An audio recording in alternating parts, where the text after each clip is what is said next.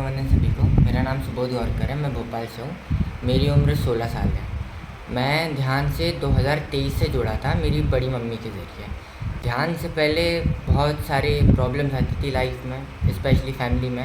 Mummy papa के झगड़े, हमेशा स्ट्रेस होता था, पढ़ाई की टेंशन और भी कई सारी टेंशन जो हर स्टूडेंट को होती है। तो उस समय मैं बहुत डिप्रेस रहता था, समझ में नहीं आता था क्या करूँ। तो कई बार मैंने सुसाइड अटैम्प्ट भी करे थे। बट 2023 जब से मैं ध्यान से जुड़ा, तब से जीवन में क्लैरिटी आई है कि हमें क्या करना है।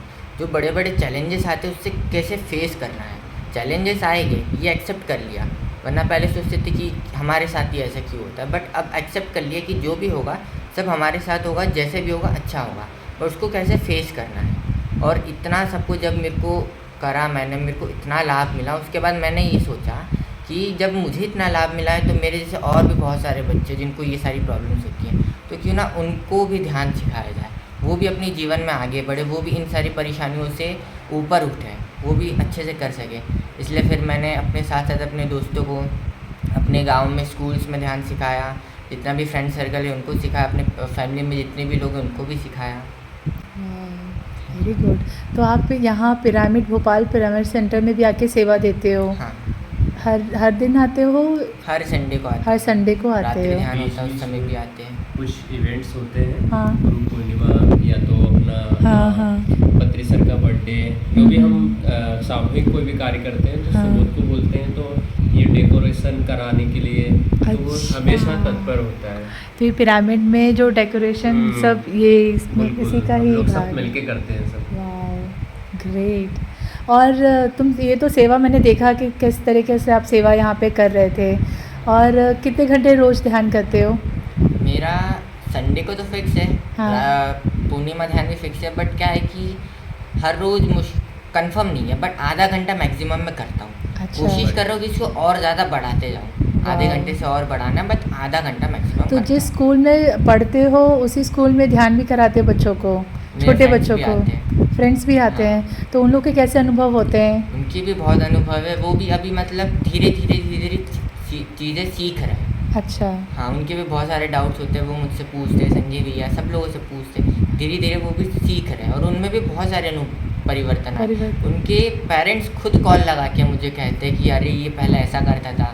हाँ। वो बोलते कि तुम समझाओ, तुम्हारे समझाने से समझता है। अच्छा। और यहाँ पर आके जब मैं समझाता हूँ, वो ना एकदम जैसा मैं बोलता हूँ वैसे ही वो करते हैं। हाँ, इसलिए उनके पेरेंट्स भी स्पेशली कॉल करके मुझे कहते हैं। क्या बात है, वेरी गुड। तो जो छोटे बच्चों को सिखाते हो तो कैसा लगता है उन लोग को? वो लोग कोऑपरेट करते हैं, ध्यान करते हो वो लोग बच्चे? कुछ करते हैं, कुछ नहीं करते हैं। और टीचर्स का क्या है आपके प्रति? क्या वो आपको अलाउ करती हैं कि हाँ ध्यान करा दो?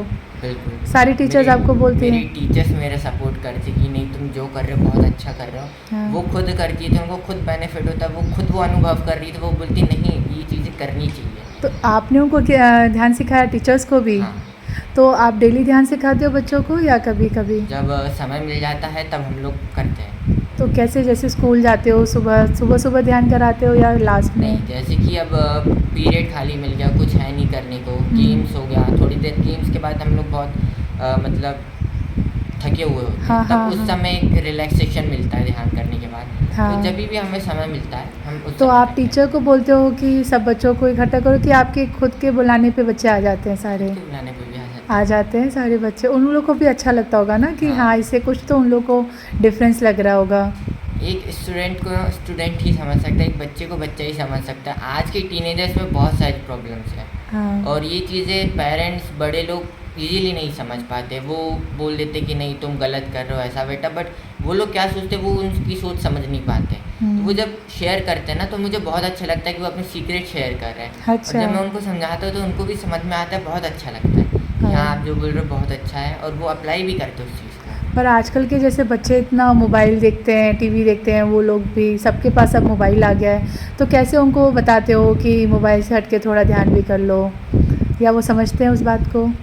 समझाना ही है कि क्या सही है आपके लिए और क्या गलत है। हाँ। बस उनको यही चीज़ मैं सिखाता हूँ कि आपके लिए क्या सही है, आप ये करोगे तो क्या सही होगा और क्या गलत होगा। तो जब वो चीज़ वो समझ जाते हैं ना तो वो खुद ही उनके मन में भाव आते हैं कि नहीं यार मैं ज़्यादा मोबाइल चलाऊँगा कोई बेनिफिट नहीं होगा, बट मैं ध्यान कर लूँगा, अगर मैं पढ़ाई कर लूँगा तो हाँ कुछ ना कुछ लाभ होगा मेरे को। अच्छा, तो जैसे अभी 10th का एग्ज़ाम चल रहा है, तो अपनी पढ़ाई कैसे करते हो?